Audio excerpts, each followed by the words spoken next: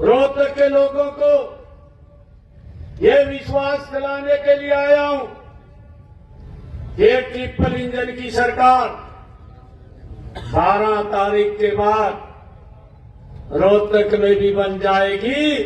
और भाइयों, किसी प्रकार की रोहतक में चाहे पानी की समस्या है या यहां पर कोई समस्या की कोई दिक्कत है, और भाइयों चाहे विकास की बात है, ये ट्रिपल इंजन की सरकार 3 गुना गति से रोहतक का विकास करने के लिए कटिबद्ध है।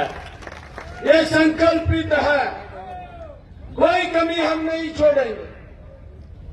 परंतु भाइयों, अभी हमारी सरकार ने 100 दिन पूरे किए। हमारे विपक्ष के नेता भाइयों, उनको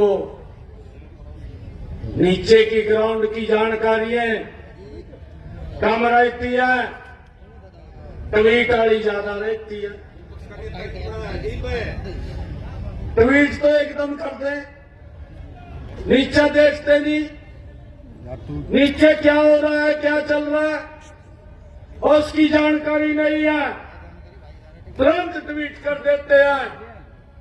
कांग्रेस पार्टी ये ट्वीट की पार्टी बन करके रह गई है। अब इसके नीचे ग्राउंड पे कुछ नहीं बचा है। भाइयों, मैं देख रहा था अभी यहां पर 30-40 लोगों ने कांग्रेस छोड़ करके भारतीय जनता पार्टी को ज्वाइन किया है। मैं पूछ रहा था, मैं उनसे बात कर रहा था कि आप कब से कांग्रेस में सेवाएं दे रहे थे? तो कोई बता रहा था पिछले 35 साल से दे रहा था, कोई कह रहा था 40 साल से दे रहा था। भाइयों, कांग्रेस की जड़ें हिल चुकी हैं, अब नीचे कुछ नहीं बचा।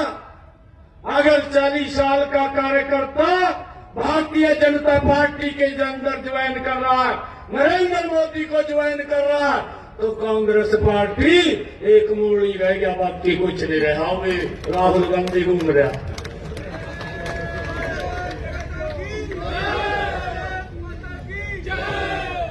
राहुल गांधी घूम रहा था, बाकी कुछ नहीं है।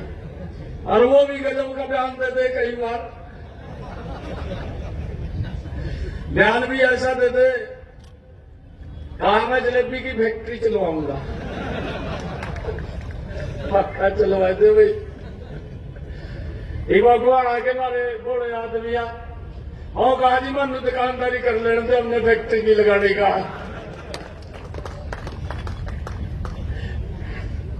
ये ऐसे लोग हैं। और भाइयों, आज मैं बताना चाहता हूं, हमारी सरकार ने गौरवशाली 100 दिन पूरे किए हैं। और जब 100 दिन पूरे किए तो हमने इन 100 दिनों के अंदर हरियाणा प्रदेश के लोगों के हित के लिए तीव्र गति से काम किया है, गति से काम किया है हमारी सरकार ने। और भाइयों, ये लोग बोलते हैं कि सरकार ने कुछ नहीं किया। भाई, मैं बताना चाहता हूं कुछ क्यों नहीं किया। हमने विधानसभा के अंदर, मैंने रोहतक में भी कहा था 8 तारीख को सरकार बनेगी।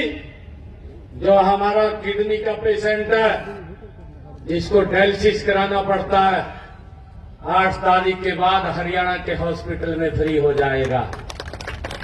और भाइयों, 8 तारीख को जो ही रिजल्ट आया, हमारा किडनी का पेशेंट जिसको डायलिसिस कराना पड़ता था, 1 महीने में 3 बार भी कराता था, 4 बार भी कराता था, 25 से 30 हजार रुपए खर्च होता था।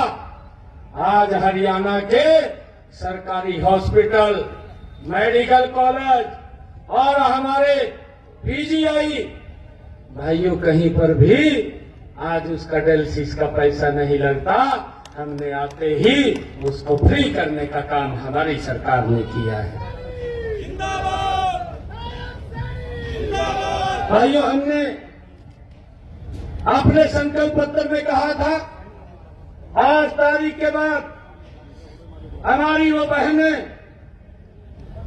एक योजना बना करके हर घर हर गृहिणी, हमने कहा था कि जिन परिवारों की इनकम 1,80,000 रुपए है, उससे कम है, उन परिवारों की रसोई में 500 रुपए का गैस का सिलेंडर पहुंचाने की व्यवस्था ये हरियाणा सरकार करेगी भाइयों।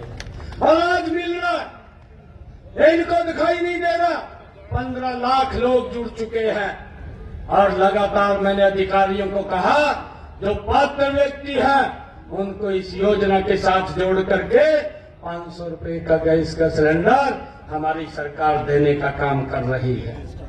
हमने अपने संकल्प पत्र में यह भी कहा था जो 70 साल के बुजुर्ग हैं, वो कोई भी बुजुर्ग है, 8 तारीख के बाद हरियाणा सरकार और केंद्र सरकार आदरणीय नरेंद्र मोदी जी मिल करके उसको अलग से अगर कोई दिक्कत बीमारी आ जाती है 5 लाख रुपए का इलाज कराने का काम ये हमारी सरकार कर रही है।